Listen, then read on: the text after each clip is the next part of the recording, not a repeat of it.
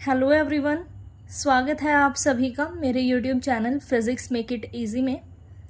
आज के इस वीडियो लेक्चर में हम लोग डिस्कस करेंगे एचपीएससी पीजीटी फिज़िक्स का जो सब्जेक्ट नॉलेज टेस्ट हुआ था उसका सॉल्यूशन। ये सॉल्यूशन हम 6 पार्ट में डिस्कस करेंगे। एक पार्ट में हम 3 क्वेश्चंस को डिस्कस करेंगे।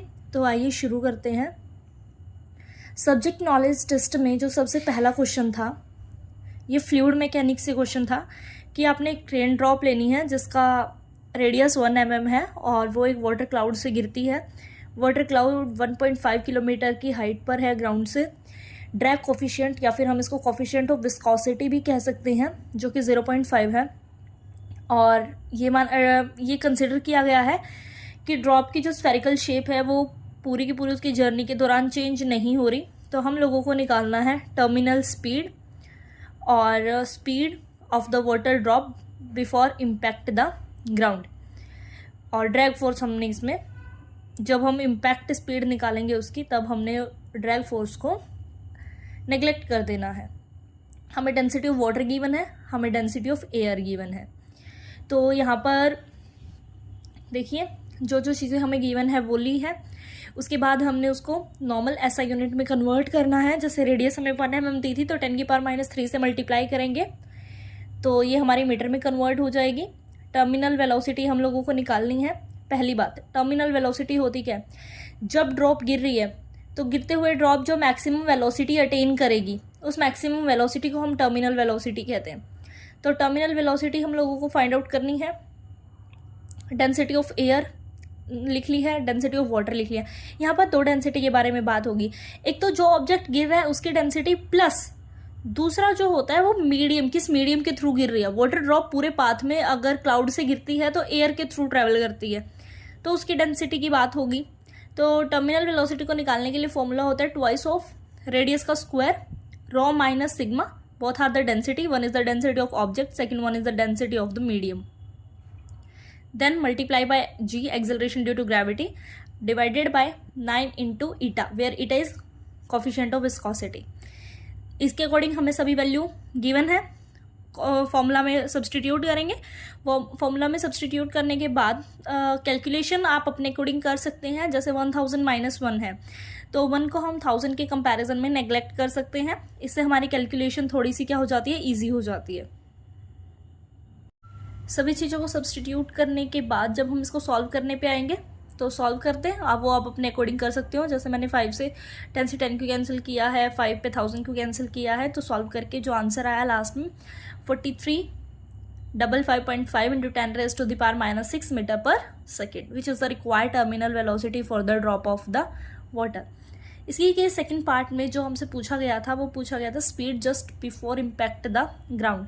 तो उसके लिए आपको सिंपल फॉर्मूला अप्लाई करना है, v² - u² = 2as, where a is the acceleration of the drop।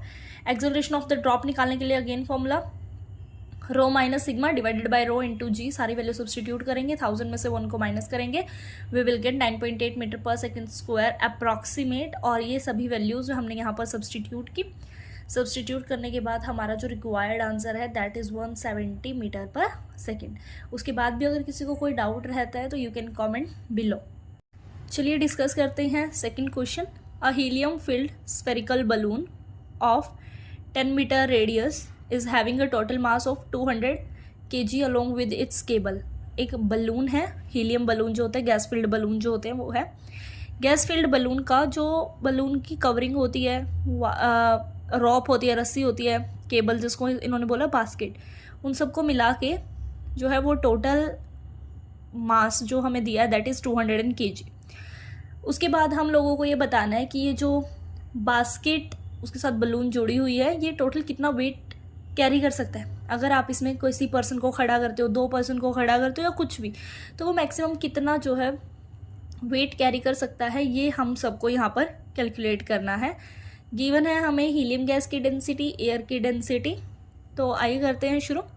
Radius of the balloon that is 10 metre. अब देखिए, अब जैसे बलून है, पहले ना इस चीज़ का हम डायग्राम बनाते हैं। अब बलून क्या कर रहा है, बलून के अंदर जो गैस है ना वो अपवर्ड फोर्स लगा रही है, और अपवर्ड डायरेक्शन में लगने वाले फोर्स को यहाँ पर हम बोल रहे हैं बायोंट फोर्स। और डाउनवर्ड कौन कौन से वेट लग रहे हैं? देखिए डाउनवर्ड 2 वेट लगेंगे। अब एक बारी के लिए आप ये कंसिडर कर लें कि जो बास्केट है ना, बास्केट के अंदर वो लोड है जिसको बलून को कैरी करना है, वो लोड है, ठीक है। मैं 2 पार्ट में इसको डिवाइड कर रही हूँ। एक तो डाउनवर्ड जो ग्रेविटी लगेगी वो एक तो पूरे के पूरे बलून पे खुद पे लगेगी, बलून का मटेरियल प्लस बलून के अंदर जो गैस भरी हुई है इसका खुद का जो सेल्फ वेट है, एक तो इसके ऊपर लगेगी, प्लस एक जो पर्सन खड़ा होगा या कुछ भी इस बास्केट के अंदर रखा होगा उसके ऊपर ग्रेविटी लगेगी। तो डाउनवर्ड 2 वेट एक्ट कर रहे हैं। Self weight of the balloon, self weight of balloon में क्या आ जाता है, जो मटेरियल का 200 क्वेश्चन में गिवन है वो, प्लस जो इसके अंदर गैस भरी हुई है हीलियम का मास, टोटल मास वो सेल्फ वेट हो गया बलून का, प्लस मैक्सिमम लोड ये कितना कैरी कर सकते हैं जो हमें फाइंड आउट करना है वो उसके अकॉर्डिंग आ गया। सबसे पहले हम बाइंड फोर्स को कैलकुलेट करते हैं। अब देखिए बाइंड फोर्स को हम कैसे कैलकुलेट कर सकते हैं, हमने लिखा है इसके लिए फॉर्मूला वी रो जी। अब वी रो जी कैसे है, देखिए हमें पता है डेंसिटी क्या होती है, मास बाय वॉल्यूम, है ना। तो मास को हम क्या लिख सकते हैं, रो मल्टीप्लाई वॉल्यूम, वो मास हो गया, फोर्स होता है मास इंटू जी, तो वी रो जी। अब वॉल्यूम क्या होगी, स्फेरिकल है, स्फेयर की वॉल्यूम होती है 4/3 pi r cube, rho into जी। सभी वैल्यूज को सब्सटीट्यूट किया, कैलकुलेट किया, द आंसर इज 41,029 न्यूटन। ये चीज़ आ गई हमारे पास बायोंट फोर्स। उसके बाद नेक्स्ट हम करते हैं, अब देखिए अब ना जैसे बलून जो है वो कैरी कर सकता है तो हमें ना दोनों को इक्वेट करना है। अब दोनों को इक्वेट करते हैं, इक्वेशन ऑफ कॉन्टिन्यूटी लगा के दोनों टर्म को इक्वेट किया तो बाइंड फोर्स अपवर्ड डायरेक्शन में है, डाउनवर्ड डायरेक्शन में जो दोनों फोर्सेस हैं वो लगा लीजिए। यहाँ से मैक्सिमम लोड हमें निकालना है, एम की वैल्यू निकालनी है, तो F minus M G divided by G, that is M. Small M है, स्मॉल एम में क्या आएगा, एक तो 200 सेल्फ वेट प्लस उसके अंदर जो गैस भरी हुई है वो भी तो लेंगे ना। अभी तो केबल, बास्केट, बलून का मटेरियल उन सब का आया मास 200 प्लस उसके अंदर जो हीलियम भरी हुई है, हीलियम का मास देखिए मैंने कैसे निकाला, 628 आएगा। कैसे कैलकुलेट किया है, मास वही density is equal to mass by volume. Density हमें क्वेश्चन में गिवन है, हम इसकी डेंसिटी क्वेश्चन में गिवन है 0.15 kg पर मीटर क्यूब, तो volume into density, volume 4/3 pi r cube. अरे भाई वॉल्यूम जो है 4/3 पाई आर क्यूब इसीलिए ली क्योंकि जो हीलियम है वो स्फेरिकल बलून के अंदर है, तो अगेन स्फीयर का वॉल्यूम, वो चीज़ें सब्सटीट्यूट की, सॉल्व किया, 628 आया। तो टोटल हो गया 628, तो जो गैस है वो बलून का मटेरियल 200, तो 828 पूरे उसका मास आ गया। ये सारी की सारी वैल्यू वही equation of continuity, F is equal to small M into G plus capital M into G, वहाँ पे सब्सटीट्यूट की, कैपिटल एम जो मैक्सिमम लोड वो कैरी कर सकता है वो, और फिर हमने चीज़ों को सॉल्व किया, तो आंसर आया 3560 kg। आई होप ये आपको क्लियर हुआ होगा। थर्ड क्वेश्चन सॉल्व करते हैं। Estimate the heat required to convert an ice block of mass 700 gram. हमारे पास एक आइस का टुकड़ा है 700 ग्राम का, जिसका टेम्परेचर -10 डिग्री सेल्सियस है। हमें इसको वाटर में कन्वर्ट करना है और वाटर का टेम्परेचर होना चाहिए +10 degree Celsius. Specific heat ice का गिवन है 222 जूल पर kg per Kelvin, and heat of fusion for water is given 333 kg per kilojoule per kilogram. Specific heat of water given है 4190 जूल पर kg per Kelvin। तो देखिए इस question को ना आपको 3 पार्ट में सॉल्व करना है। सबसे पहले आपको क्या करना है कि आइस को ना जिसका टेम्परेचर -10 डिग्री है उसके टेम्परेचर को -10 से 0 लेके आना है, एक पार्ट हो गया। फिर आपको क्या करना है, 0 डिग्री पे आइस होता है, अब आइस को ना वाटर में कन्वर्ट करना। वाटर का भी टेम्परेचर 0 जो टेम्परेचर होता है ना, वहाँ पर दोनों स्टेट एग्जिस्ट करती हैं, लिक्विड भी और सॉलिड स्टेट भी।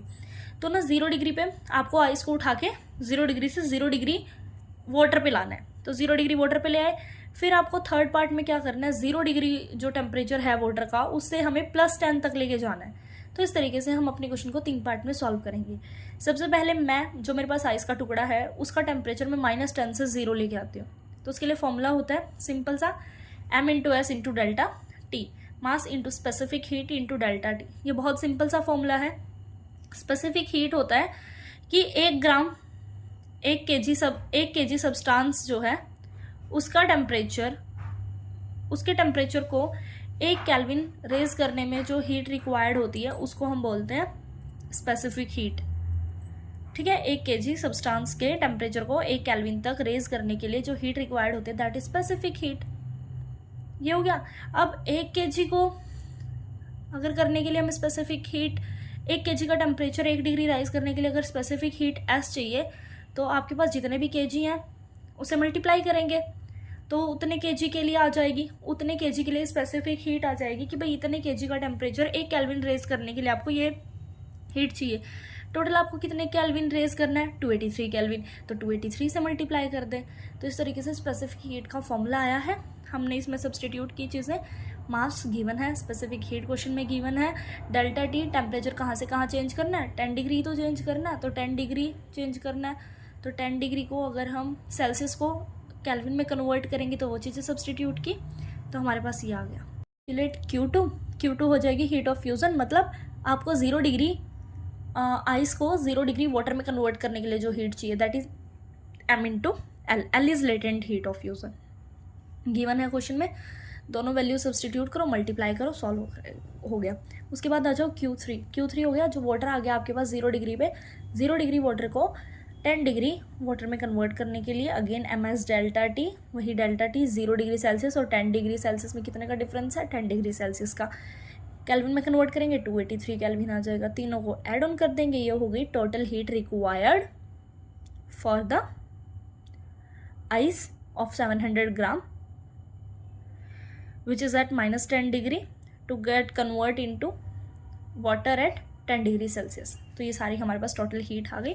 आई होप आपको सारी चीज़ें क्लियर हुई होंगी। बाकी जो क्वेश्चन का सॉल्यूशन होगा वो हम करेंगे आने वाले वीडियो लेक्चर में। So stay tune on the same channel. Thank you.